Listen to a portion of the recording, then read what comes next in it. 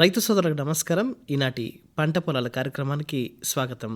ఈనాటి కార్యక్రమంలో ముందుగా వినండి.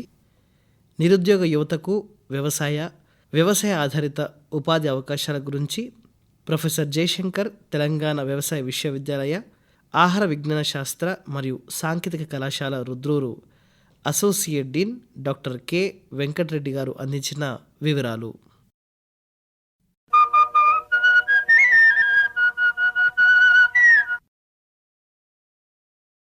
రైతు సోదరులకి నమస్కారం. భారతదేశం ఆహార రంగంలో ఎంతో ప్రగతి సాధిస్తుంది. ఇది దేశంలో ప్రధాన పరిశ్రమ. ఇది వేగంగా అభివృద్ధి చెందుతున్న పరిశ్రమ.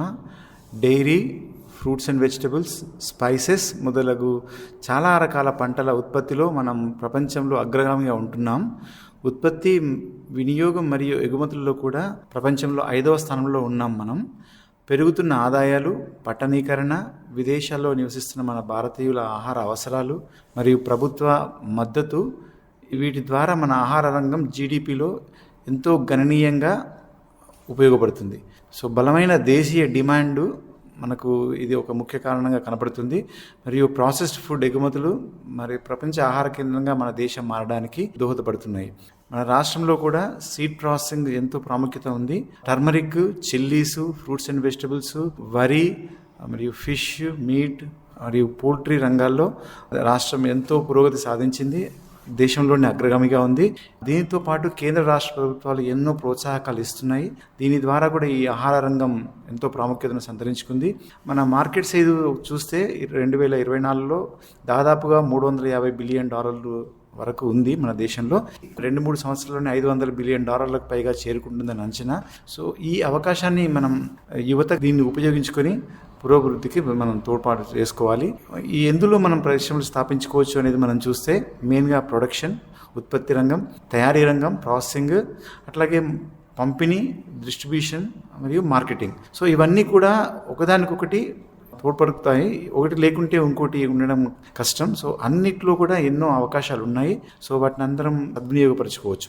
మనం ప్రోడక్ట్స్ అయితే చూసుకుంటే పండ్లు, కూరగాయలు, పాడి, మాంసం, సుగంధ ద్రవ్యాలు, ధాన్యాలు, పానీయాలు, మిఠాయిలు మరియు ఈ స్నాక్స్, వీటిలో ఎన్నో రకాల మనకు టెక్నాలజీ పెరగడం వల్ల అందుబాటులోకి వస్తున్నాయి. వీటిని మనం నిల్వ ఉంచుకోవడంలో కానీ, పరిశ్రమగా స్థాపించుకొని మార్కెటింగ్ తీసుకెళ్ళడానికి కానీ ఎంతో ఉపయోగపడుతున్నాయి. అలాగే ఎగుమతులు తీసుకుంటే మెయిన్గా ప్రాసెస్ చేసిన ఫ్రూట్స్ అండ్ వెజిటబుల్స్, పల్సెస్ మరియు గోర్చిక్కుడు కూడా ఎంతో ఇంపార్టెంట్ ఇక్కడ.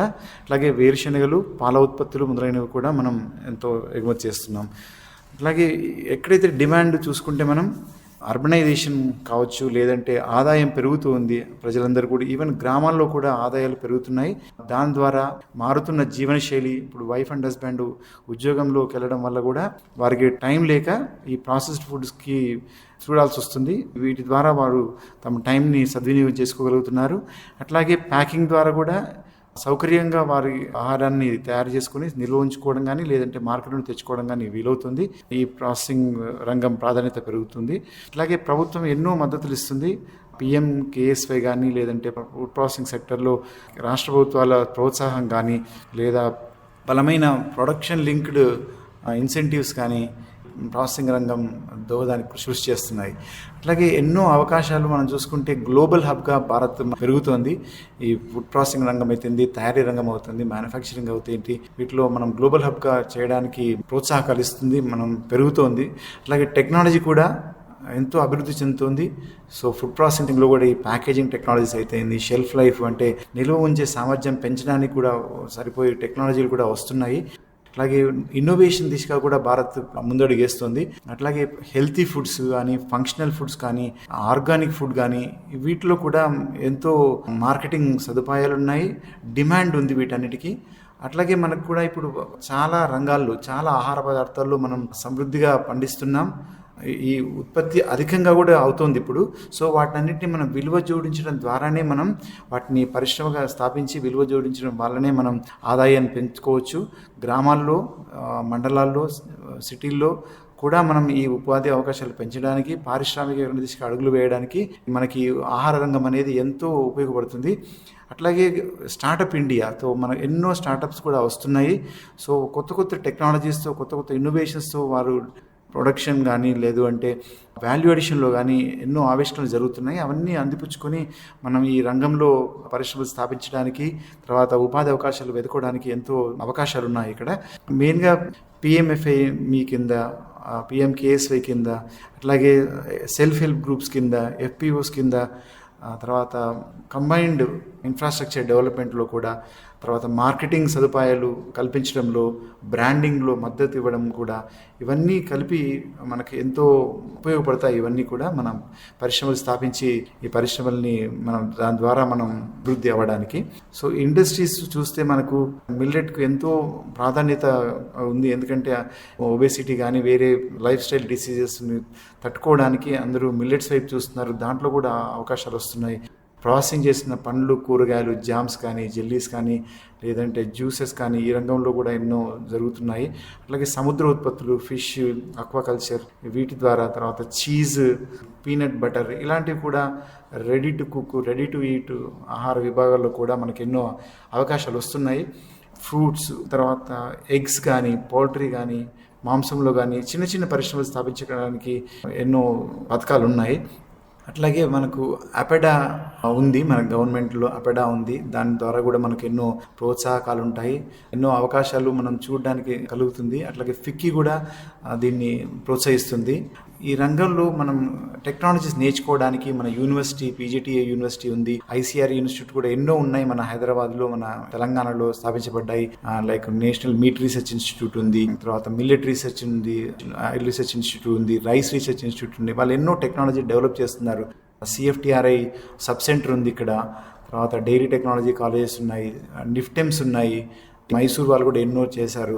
అట్లాగే మన college of food science and technology కూడా రుద్రూర్లో స్థాపించబడింది. అక్కడ కూడా మనకు టెక్నాలజీలో మనకు ట్రైనింగ్ ఉంటుంది. కాలేజీలో స్టూడెంట్స్ ఉంటారు, ట్రైనింగ్స్ మనం నేర్చుకోవచ్చు. అట్లాగే government agency Telangana food processing society ఉంది, డిస్ట్రిక్ట్ ఇండస్ట్రియల్ సెంటర్స్ ఉన్నాయి, ఫుడ్ పార్క్స్ ఉన్నాయి నిజామాబాద్లో, సిరిసిల్లలో, బాసరలో. వాటి ద్వారా మనం ఎంతో సహాయం పొంది మనం డెవలప్ అవ్వచ్చు. అట్లాగే ఫైనాన్షియల్ సపోర్ట్కి నాబార్డ్స్ ఉన్నాయి, ఎస్బీఐ, తర్వాత ఇతర నేషనలైజ్డ్ బ్యాంక్స్ ఉన్నాయి. అవి ప్రాజెక్ట్ రిపోర్ట్స్తో పాటు మనకు లోన్స్ ఎలా వస్తాయి అవన్నీ కూడా వాళ్ళు మనకు సహాయపడతారు. అట్లాగే తక్కువ పెట్టుబడితో కూడా మనం ఎన్నో పరిశ్రమలు వెళ్ళిపోవచ్చు. అన్నింటిలో కొన్ని చూస్తే 5 నుండి 10 లక్షల మధ్యలో కూడా కొన్ని పరిశ్రమలు మనం పెట్టుకోవచ్చు. లైక్ జామ్స్, జెల్లీస్ చేయడం, ఊరగాయలు పెట్టుకోవడం, అంటే పికిల్స్ ఎక్స్పోర్ట్ చేయడంలో కూడా పికిల్స్, మనకు juices, extruder based snack foods, తర్వాత seed processing, seed cleaning, grading units, masala powders కూడా ఎంతో పాపులర్ అవుతున్నాయి ఇవి. తర్వాత డ్రమ్ స్టిక్ కానీ, లేదు అంటే మన ఫ్రూట్స్ పొడులు తయారు చేయడం, బహుధాన్యపు మల్టీగ్రెయిన్ ఆటాస్, తర్వాత బేకరీ, ఐస్ క్రీమ్ ఇండస్ట్రీస్ కూడా మనం చిన్నపాటి ఇండస్ట్రీస్ మనం పెట్టుకోవచ్చు.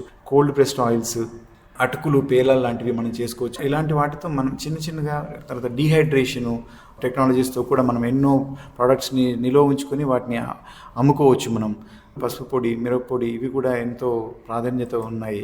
సో వీటన్నిటికీ మనకు దగ్గరలో మన college of food science and technology ఉంది, రుద్రూర్లోని, మన నిజామాబాద్ డిస్ట్రిక్ట్లో. ఇక్కడికి వస్తే కొంత అవగాహన పెరుగుతుంది. మనకు ఏదైనా ట్రైనింగ్ కావాలన్నా ఇక్కడ చేస్తారు. స్టూడెంట్స్ కూడా తమ ఈఎల్పీలో భాగంగా వాళ్ళు నేర్చుకుంటారు, మనం కూడా నేర్చుకొని చిన్న పరిశ్రమలు స్థాపించుకోవడానికి మనకు ఉపయోగపడవచ్చు. అట్లాగే ఈ కాలేజ్ ఆఫ్ ఫుడ్ సైన్స్ 2015లో స్థాపించబడింది. రాష్ట్ర ప్రభుత్వం professor Jayashankar Telangana agriculture university ఆధ్వర్యంలో మనకి ఇక్కడ కాలేజ్ స్థాపించారు. మంచి క్యాంపస్ ఉంది ఇక్కడ, మనకు పెద్ద క్యాంపస్ ఉంది, హాస్టల్స్ వసతి కూడా ఉంది ఇక్కడ. సో దీంట్లో చేరి సద్వినియోగం చేసుకోవచ్చు. అట్లాగే ఫుడ్ టెక్నాలజీ కాలేజీలో మనకు చదువుతో పాటు రీసెర్చ్ మరియు ఎక్స్టెన్షన్ కూడా ఉంటుంది. సో ట్రైనింగ్ కూడా ఇవ్వబడుతుంది. ఈ కోర్స్ చేయడానికి ప్రధానంగా మనం ఎంపీసీ కానీ, బైపీసీ కానీ చేసిన తర్వాత మనం ఇక్కడ చేరొచ్చు. అయితే టీజీ వెబ్సైట్లో మనం క్వాలిఫై అయి ఉండాలి. కన్వీనర్ కోటా ద్వారా ఫార్మర్స్ కూడా, తర్వాత ఫార్మర్స్ కోటా ఉంటుంది, ఫార్మ్ లేబర్ కూడా కోటా ఉంది. యూనివర్సిటీ వాళ్ళు ఇవన్నీ మనకు సదుపాయాలు కల్పించారు. అట్లాగే ఐసీఆర్ ద్వారా కూడా ఈ కాలేజీలో చేరొచ్చు. స్పెషల్ కోటా కింద నామమాత్రపు ఫీతో మనం చేరొచ్చు, ర్యాంక్ ఎక్కువ వచ్చిన వాళ్ళు కూడా. అలాగే చేరిన తర్వాత మనకి ప్రధానంగా ఈ కోర్సులో మనకు food technology, food engineering, food quality assurance, food business management, food plant operations అనే 5 విభాగాలతో ఆహార రంగానికి కావాల్సిన అన్ని రకాల ఎక్స్పీరియన్స్ కానీ, స్కిల్స్ కానీ, చదువు కానీ, ప్రాక్టికల్స్ కానీ జరుగుతాయి ఇక్కడ. సో అన్ని ఆహార రంగం సంబంధించిన అన్ని విభాగాలకి ఇక్కడ ట్రైనింగ్ ఇవ్వబడుతుంది. సో ఈ 4 ఏళ్ల కోర్సు చేయడం ద్వారా మనం ఒక సంపూర్ణ ఆహార ప్రొఫెషనల్గా మారొచ్చు. చదువుతో పాటు ప్రాక్టికల్స్తో పాటు ఈఎల్పి ఉంటుంది, ఎక్స్పీరియన్షియల్ లెర్నింగ్ ప్రోగ్రామ్స్ ఉంటాయి. ఒక ఇండస్ట్రీలో ఒక 5 నెలలు అక్కడే ఉండి మనం ఒక ప్రాక్టికల్గా మనం నేర్చుకునే సదుపాయం కల్పించబడుతుంది. అట్లాగే యూజీ ప్రాజెక్ట్స్ ద్వారా మనం ఏదన్నా మనకు ఆవిష్కరణ కూడా చేసే ఛాన్స్ ఉంటుంది. అట్లాగే ఎన్ఎస్ఎస్ కానీ, ఎన్సిసి కానీ, ఇతర గేమ్స్ అండ్ స్పోర్ట్స్ ద్వారా, ఇతర యాక్టివిటీస్ ద్వారా ఓవరాల్ డెవలప్మెంట్కు ఒక స్టూడెంట్ ఎదగడానికి అన్ని రకాల సదుపాయాలు ఇక్కడ కల్పించబడతాయి. కోర్స్ అయిన తర్వాత కూడా మనం గవర్నమెంట్ జాబ్లో అంటే ఫుడ్ ఇన్స్పెక్టర్గా కానీ, ఫుడ్ సేఫ్టీ ఆఫీసర్ కానీ, ఎఫ్ఎస్సిఐలో, ఎఫ్సిఐలో మనం ఎగ్జామ్స్ రాసి సాధించుకోవచ్చు. అలాగే ప్రైవేట్ సెక్టార్లో లార్జ్ ఎంఎన్సీ కంపెనీస్ కానీ, chocolate companies, bakeries, modern foods, వీటిలో అవకాశాలు తెచ్చుకోవచ్చు. అలాగే ఎంటెక్ చేసుకోవచ్చు, పిహెచ్డి చేసుకోవచ్చు, ఈవెన్ ఐఐటీస్లో కూడా చేరొచ్చు బీటెక్ చేసిన తర్వాత. నిఫ్టెమ్స్ కానీ, ఎన్ఐటీస్ కానీ, సిఎఫ్టిఆర్ఏ మైసూర్లో కూడా మనం చదువుకోవచ్చు. అట్లాగే ఎంతోమంది విద్యార్థులు ఫారిన్ యూనివర్సిటీ కూడా వెళ్తున్నారు, యూకే, ఆస్ట్రేలియా, యుఎస్కు వెళ్తున్నారు. అట్లాగే కోర్సు చేసిన తర్వాత పరిశ్రమలు స్థాపించడానికి కూడా చాలా అనుకూలంగా ఉంటుంది. కోర్సు చాలా ఉపయోగపడుతుంది.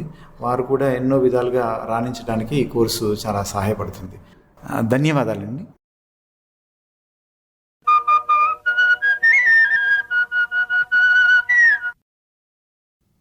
ఇంతవరకు మీరు నిరుద్యోగ యువతకు వ్యవసాయ ఆధారిత ఉపాధి అవకాశాల గురించి ప్రొఫెసర్ జయశంకర్, తెలంగాణ వ్యవసాయ విశ్వవిద్యాలయ ఆహార విజ్ఞాన శాస్త్ర మరియు సాంకేతిక కళాశాల Rudrur associate dean doctor K Venkatareddy garu అందించిన వివరాలు విన్నారు. కార్యక్రమంలో ఇప్పుడు వాతావరణ సూచనలు వింటారు. గత 3 రోజుల్లో జిల్లాలో వివిధ ప్రాంతాల్లో వాతావరణం ప్రధానంగా పొడిగా ఉంది. పగటి ఉష్ణోగ్రత 28 నుంచి 29 డిగ్రీల సెల్సియస్ మరియు రాత్రి ఉష్ణోగ్రత 13 నుంచి 15 డిగ్రీల సెల్సియస్గా నమోదయ్యాయి. ఇక హైదరాబాద్ వాతావరణం కేంద్రం నుండి వచ్చిన సమాచారం ప్రకారం రానున్న 4 రోజుల్లో జిల్లాలో వాతావరణం ప్రధానంగా పొడిగా ఉండవచ్చును. పగటి గరిష్ట ఉష్ణోగ్రత 29 నుంచి 31 డిగ్రీల సెల్సియస్ మరియు రాత్రి కనిష్ట ఉష్ణోగ్రత 16 నుంచి 18 డిగ్రీల సెల్సియస్గా నమోదు కావచ్చు. గాలిలోని తేమ ఉదయం 66 నుంచి 76% మరియు మధ్యాహ్నం 48 నుంచి 59% మధ్య ఉండవచ్చు. ఇంతవరకు మీరు వాతావరణ సూచనలు విన్నారు.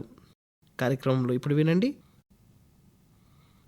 పాలు మరియు పాలోత్పత్తుల వినియోగం, పోషక విలువలు మరియు కల్తీ నియంత్రణ గురించి ప్రొఫెసర్ జయశంకర్, తెలంగాణ వ్యవసాయ విశ్వవిద్యాలయ ఆహార విజ్ఞాన శాస్త్ర మరియు సాంకేతిక కళాశాల రుద్రూరు సహాయ ఆచార్యులు బి అమల గారు తెలియజేసిన వివరాలు.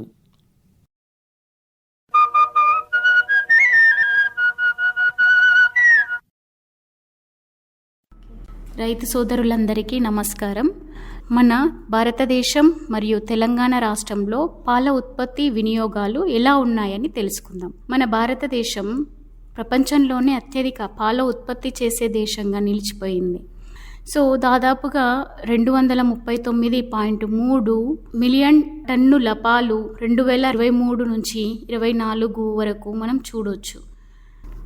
మరియు 2024-25 సంవత్సరం చూసుకున్నట్టయితే ఉత్పత్తి కొంచెం పెరిగినట్టు మనం గమనించవచ్చు. 247.87 మిలియన్ టన్స్ ఉత్పత్తి జరిగింది.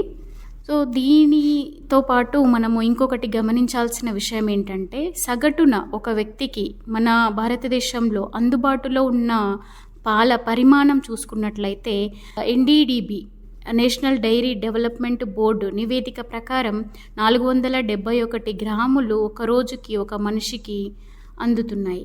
అదేవిధంగా 2024-25కు చూసుకున్నట్టయితే ఈ పాల అందుబాటు పరిమాణం మరింతగా పెరిగింది.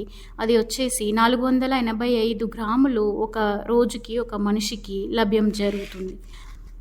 ఈ పాల ఉత్పత్తి అధికంగా ఉన్న మన భారతదేశంలో ముఖ్యంగా ఉత్తరప్రదేశ్ రాష్ట్రం, తర్వాత రాజస్థాను, మధ్యప్రదేశ్, గుజరాత్, మహారాష్ట్ర వంటి రాష్ట్రాలు అధికంగా పాలను ఉత్పత్తి చేయడం జరుగుతుంది. ఇది మనకు వచ్చిన 2023-24 నివేదిక ప్రకారం సూచిస్తున్నారు. అదేవిధంగా పాల ఉత్పత్తిలో సుమారుగా 35% ప్రాసెసింగ్ ద్వారా వేరువేరు విలువ జోడించిన పాల ఉత్పత్తుల తయారులో వాడుతున్నారు. అదేవిధంగా మన తెలంగాణ ఉత్పత్తి చూసుకుంటే దాదాపు ప్రతి వ్యక్తికి లభించే పాల పరిమాణం 425 గ్రాములు ఒకరోజు ఒక మనిషికి లభ్యమగును. ఇది 2024-25 నివేదిక ప్రకారం మనం చూసుకుంటే ఆ సంఖ్య వస్తుంది. అదేవిధంగా మొత్తం ప్రొడక్షన్ చూసుకున్నట్టయితే మనము 5.84 మిలియన్ మెట్రిక్ టన్స్, ఇది కూడా 2023-24 నివేదిక ప్రకారం వెలువరించబడింది. సో దీనితో పోలిస్తే మన తెలంగాణ కూడా చాలా అత్యధికంగా అతి వేగంతో అభివృద్ధి చెందుతుంది. సో రాష్ట్ర ప్రభుత్వం చాలా రకాల డైరీ అభివృద్ధి కార్యక్రమాలు, సహకార పాల సంఘాలు, సబ్సిడీలు మరియు పాల సేకరణ కేంద్రాలు ఏర్పాటుతో ఈ రంగాన్ని బాగా ప్రోత్సహిస్తుందని తెలుస్తుంది. సో అదేవిధంగా ఇప్పుడు మనం పాలు మరియు పాల ఉత్పత్తుల పోషక విలువలను చూద్దాం. సో పాల ఉత్పత్తులు మనకు దాదాపు అన్ని రకాలు మనం చూసుకున్నట్టయితే పాలలో కూడా pasteurised, whole milk, toned milk, double toned milk అనేవి లభ్యం అవుతున్నాయి మార్కెట్లో. అదేవిధంగా పాల ఉత్పత్తులు అనగా పన్నీరు, చీజ్ మరి వివిధ స్వీట్ వస్తువులు, పాల తయారీ విలువ ఆధారిత వస్తువులు కూడా ఉత్పత్తి జరుగుతుంది. సో ముఖ్యంగా మనం పాలలో చూసుకున్నట్టయితే నీరు శాతం ఉంటుంది మరియు దానిలో ఉన్న టోటల్ సాలిడ్స్ అంటాం మనము. సో అది ఈ 2 రకాల కాంపోనెంట్స్ అనేది పాలలో ఉంటుంది. సో పాలులో మనకు నీళ్ళు ఎక్కువగా ఉండడం జరుగుతుంది. అదేవిధంగా టోటల్ సాలిడ్స్లో మనం చూసినట్టయితే మనకు దాంట్లో ఫ్యాట్, కొవ్వు పదార్థాలు ఉంటాయి. అలాగే సాలిడ్ నాట్ ఫ్యాట్ అంటాం వాటిని. సో కొవ్వు కాకుండా మిగిలిన పదార్థాలు ఉంటాయి. కొవ్వులో చూసుకున్నట్టయితే వాటిలో మనకు ట్రూ ఫ్యాట్లని ఉంటాయి. దాంట్లో మనకు పాస్పోలిపిడ్స్, కొలెస్ట్రాల్ అనేది మరియు కరోటినాయిడ్, వైటమిన్లు A, D, E, K వైటమిన్లు కూడా ఉంటాయి దాంట్లో. మరి ఇంకొక సాలిడ్ నాన్ ఫ్యాట్ చూసుకున్నట్టయితే దాంట్లో ఉండే మిల్క్ షుగర్ అంటాం మనం దాన్ని. లాక్టోజ్ అనే కాంపోనెంట్ ఉంటుంది. లాక్టోజు నైట్రోజీనస్ సబ్స్టాన్సెస్ అంటే ఏవైతే ప్రోటీను, నాన్ ప్రోటీను అనే పదార్థాలు. ముఖ్యంగా పాలలో చూసుకున్నట్టయితే కేసిన్ అంటాము, ముఖ్యమైన ప్రోటీన్ను ఇది ముఖ్యంగా పాలలో లభిస్తుంది. మరియు వే ప్రోటీన్స్ అంటాము, దానిలో లాక్టో ఆల్బ్యూమిన్, లాక్టోగ్లోబ్యులిన్ అనేవి కూడా లభ్యమవుతాయి. మరి ఇదే కాకుండా మనకు మినరల్ మ్యాటర్ అంటే మనము ఖనిజ లవణాలు ఏదైతే ఉన్నాయో phosphate, citrates, chloride, potassium, sodium, calcium, magnesium, iron ఇవన్నీ కూడా లభ్యమవ్వడం జరుగుతుంది. ఇంకా అదర్ కాంపౌండ్స్ చూసుకున్నట్లయితే మనము పిగ్మెంట్స్ అంటాం. పిగ్మెంట్స్ ఏవైతే కొన్ని డిజాల్వ్డ్ గ్యాసెస్ ఉంటాయి, అదే కాక మరియు వైటమిన్స్, బి కాంప్లెక్స్ వైటమిన్స్ కూడా లభ్యమవుతాయి. మరియు వివిధ రకాల ఎంజైమ్లు, బ్యాక్టీరియా ఇవన్నీ కూడా పాలలో ఉంటుంది. సో ఇది మనకు పాలలో ఏదైతే ఉన్నాయో పాలు లిక్విడ్ మిల్క్ అంటాము. సో వాటి యొక్క కాంపోజిషన్ ఇది. మరియు మిగతాది చూసుకున్నట్టయితే పాలు మనకు నేను చెప్పినట్టు హోల్ మిల్క్ అంటాం, సంపూర్ణ పాలు. హోల్ మిల్క్, టోనుడ్ మిల్క్ అయితే దాంట్లో ఫ్యాట్, కొవ్వు శాతం తక్కువగా ఉంటుంది. అలా వివిధ రకాల పాలు వచ్చేసి వివిధ రకాల పోషక విలువలు, వాటి పరిమాణాలు తగ్గుతూ పెరుగుతూ ఉంటాయి పాలను బట్టి, పాల రకాలను బట్టి. సో పాలు ఒక సంపూర్ణ పోషకాహారంగా పరిగణించబడతాయి. మన శరీరానికి కావలసిన ప్రోటీన్లు, కాల్షియం, వైటమిన్, మినరల్ అన్నీ కూడా పాల ద్వారా లభిస్తాయి. ఇవి ముఖ్యంగా పిల్లల ఎదుగుదలకు, ఎముకల బలానికి ఎంతో అవసరపడతాయి. మనం చూసుకున్నట్టయితే ఒక 100 ml పాలలో 60 నుంచి 90% 90 క్యాలరీలు, 3 నుంచి 6.5 గ్రాముల కొవ్వు పదార్థాలు, 4 నుంచి 5 గ్రాముల కార్బోహైడ్రేట్లు అనగా షుగరు, లాక్టోజు, కాల్షియం వచ్చేసి 120 మిల్లీగ్రాములు, వైటమిన్ బి కాంప్లెక్స్లు, డీలు అన్నీ దీంట్లో ఉంటాయి. సో దీనిలో చూసుకున్నట్టయితే పాలు సంపూర్ణ పోషకాహారంగా పరిగణించబడతాయి. ఎందుకంటే బయోలాజికల్ వాల్యూ ఈ పాలలో చాలా ఎక్కువగా ఉంటుంది, 90 పైన ఉంటుంది. సో అందుకే మనం తీసుకున్న పాలలో ఉండే ప్రోటీను, కాల్షియం ఏవైతే తదితర పోషకాలు ఉన్నాయో అవి మన శరీరానికి వంటబడతాయి. అందుకే పాలను సంపూర్ణ పోషకాహారంగా పరిగణించబడతాయి. ఈ పోషక విలువలు వివిధ పాలలో నేను చెప్పినట్టు pasteurised milk, sterilised milk, UHT milk, so వాటిలో వేరువేరుగా ఉంటాయి. పాల ఉత్పత్తులు అనగా పెరుగు, వెన్న, నెయ్యి, cream, paneer, cheese, condensed milk వంటి వాటిలో వివిధ రకాల పోషకాలు ఉంటాయి. ఇవి కూడా శరీరానికి చాలా రకాలుగా మేలు చేస్తాయి. ప్రోబయాటిక్ మిల్క్ మరియు యోగర్ట్ అంటే పెరుగు వంటి పదార్థాల్లో ఉండే మంచి బ్యాక్టీరియా మన జీర్ణక్రియని మెరుగుపరచడమే కాకుండా రోగ నిరోధక శక్తిని కూడా పెంచుతాయి, మానసిక ఆరోగ్యానికి మేలు చేస్తాయి, విటమిన్ల ఉత్పత్తికి కూడా సహకరిస్తాయి మరియు యాంటీబయాటిక్ వల్ల వచ్చే దుష్ప్రభావాలు ఏవైతే ఉన్నాయో అవి కూడా తగ్గిస్తాయి. నెయ్యి వంటి పదార్థాలు శక్తిని అందించడమే కాకుండా మెదడు పనితీరుని మెరుగుపరుస్తాయి. పన్నీరు, చీజు మరియు అధిక ప్రోటీన్ కలిగిన పాల ఉత్పత్తులు, కొవ్వులు మరియు అనేక రకాల అమైనో యాసిడ్లు ఉండడం వల్ల అవి కూడా మన శరీరానికి ఎన్నో రకాలుగా మేలు చేస్తాయి మరియు శక్తిని ఇస్తాయి. ఇప్పుడు మనం పాలలో సాధారణంగా కలిపే కల్తీ పదార్థాలు ఏమిటో తెలుసుకుందాం. పాలు మన రోజువారీ ఆహారంలో ఒక ముఖ్య భాగం. కొంతమంది వారి లాభం కోసం పాలలో వివిధ రకాల కల్తీ పదార్థాలను కలుపుతున్నారు. పాలలో కలిపే సాధారణ కల్తీ పదార్థాలు ఏంటంటే మామూలుగా నీరు, starch, urea, detergent, synthetic milk, ఇవన్నీ కూడా మనము సాధారణ కల్తీ పదార్థాలు పాలలో చూస్తూ ఉంటాం. ఈ పాలలో ఉండే కల్తీ పదార్థాల వలన కలిగే నష్టాలేంటి ముందుగా అవి తెలుసుకుందాం మనం. జీర్ణక్రియ సమస్యలు, వాంతులు, విరేచనాలు, కిడ్నీ మరియు కాలేయ సమస్యలు, పిల్లల్లో పోషకాహార లోపం మరియు దీర్ఘకాలిక ఆరోగ్య సమస్యలనేవి ఎదురవుతాయి. కల్తీ నివారణకు తీసుకోవాల్సిన జాగ్రత్తలు, ముఖ్యంగా మనము పాలను తీసుకునేటప్పుడు ఎలాంటి జాగ్రత్తలు తీసుకోవాలి? నమ్మకమైన బ్రాండ్ పాలు మాత్రమే వాడాలి. ఈ రోజుల్లో అధికంగా లభ్యమయ్యేవి ప్యాకేజ్డ్ పాలు కాబట్టి మనకు నమ్మకమైన బ్రాండ్ పాలు మాత్రం వాడితే మంచిది. సీలు ఉన్న ప్యాకెట్ మాత్రమే వాడాలి. సీల్ ఓపెన్ చేసిన ప్యాకెట్లు వాడితే అది ఒక రకంగా బ్యాక్టీరియా కంటామినేషన్ జరగవచ్చు. దానివల్ల ఎప్పుడైనా మనం సీల్ ఉన్న ప్యాకెట్ని మాత్రమే వాడాలి. ప్యాకేజ్ లేబుల్ను కూడా చదవడం మంచిది. మరియు పాలని మనం వాడినప్పుడు పాల రంగు మరియు వాసన కూడా గమనించడం వంటివి చేయాలి.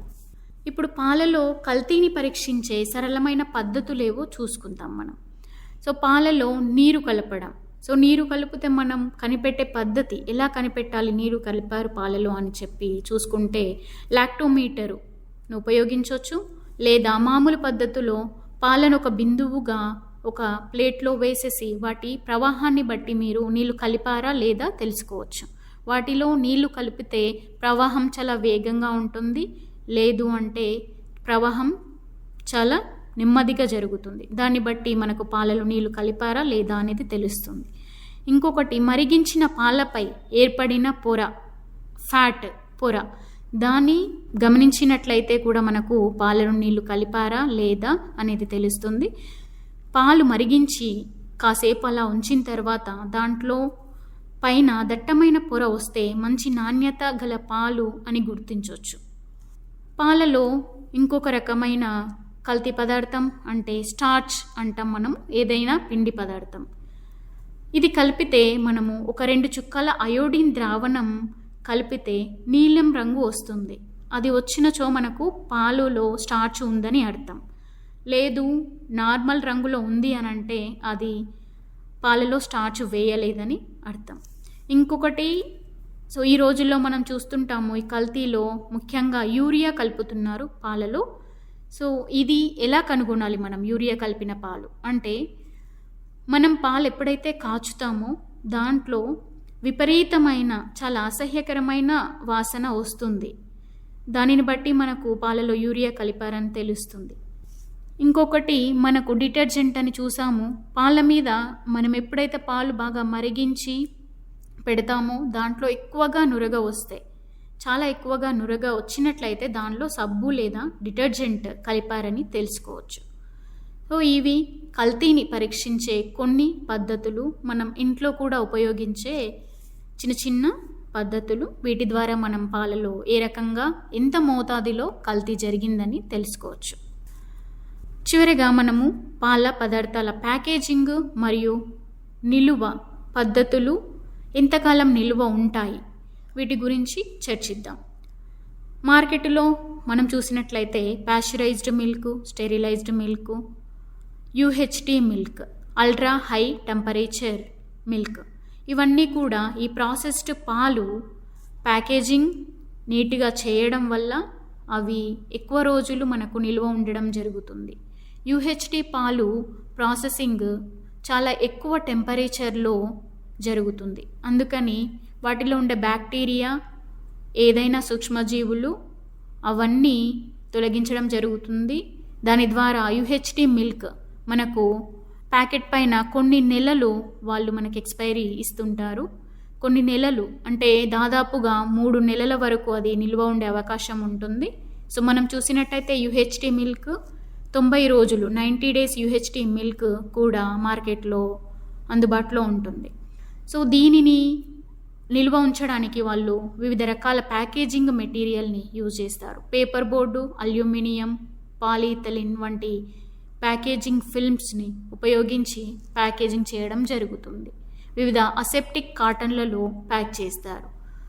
సో దీని నిల్వ కాలం కూడా చాలా నెలల వరకు ఉంటుంది. సో ఈ ప్యాకేజింగ్ మెటీరియల్స్ గాలిని, వెలుతురును, ఆక్సిజన్ను, తేమను లోపలికి అనుమతించకుండా ఉంటాయి. ఫ్రెష్ పాలు అనగా మనం ఏదైతే యూజ్ చేస్తున్నామో డైలీ, ఆ ఫ్రెష్ పాలు సాధారణంగా ప్లాస్టిక్ బాటిల్స్, పెట్టు బాటిల్స్ అంటాం, లేదా ఎల్డిపిఈ, ఎల్ఎల్డిపిఈ అనే ప్యాకేజింగ్ పౌచులలో నింపుతారు. ఇవి కొంచెం తక్కువగా వేడి చేయడం వలన ఈ పాలు 1 రోజు నుంచి వారం రోజుల మాత్రమే నిల్వ ఉంచవచ్చు. క్రీము, బట్టరు వంటి వాటికి గ్రీజ్ రెసిస్టెంట్ లాంటి ప్యాకేజింగ్లను వాడుతున్నారు. ఎందుకంటే వీటిలో కొవ్వు శాతం చాలా ఎక్కువగా ఉంటుంది. అందుకని గ్రీజ్ రెసిస్టెంట్ లాంటి ప్యాకేజీలను వాడడం తప్పనిసరి. కల్చర్డ్ ప్రోడక్ట్స్ అనగా ముందు చెప్పిన విధంగా మనము పెరుగు, యోగర్ట్, ప్రోబయాటిక్ మిల్కులను, వీటిని మనకు CO2 గ్యాస్ మరియు N2 గ్యాస్ వినియోగించి మ్యాప్, మాడిఫైడ్ అట్మాస్ఫియరిక్ ప్యాకేజింగ్ వంటి పద్ధతులలో వీటిని నిల్వ ఉంచుతారు ఎక్కువ కాలంగా. ఫ్రెష్ పాస్చరైజ్డ్ మిల్క్, దీని నిల్వకాలం వచ్చేసి 10 నుంచి 14 రోజులు మనము 4 డిగ్రీల సెల్సియస్ దగ్గర ఉంచినట్లయితే. యూహెచ్టీ మిల్క్ మనము ముందు చెప్పుకున్నట్టుగా ఇది మామూలుగా 3 నుంచి 6 నెలలు రూమ్ టెంపరేచర్ దగ్గర ఉంచవచ్చు. కానీ ఇది ఓపెన్ చేయకుండా ఉంచినట్టయితే మీకు 6 నెలల నిల్వకాలం ఉంటుంది. ఓపెన్ చేసినట్లయితే మనము 5 నుంచి 10 రోజుల వరకు దాన్ని వాడాలి. ధన్యవాదాలు.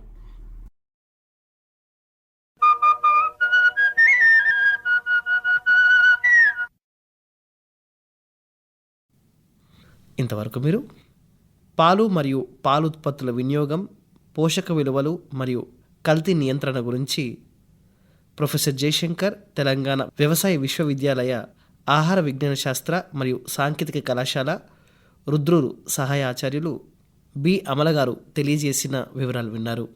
ఇంతటితో ఈనాటి పంట పొలాల కార్యక్రమం సమాప్తం.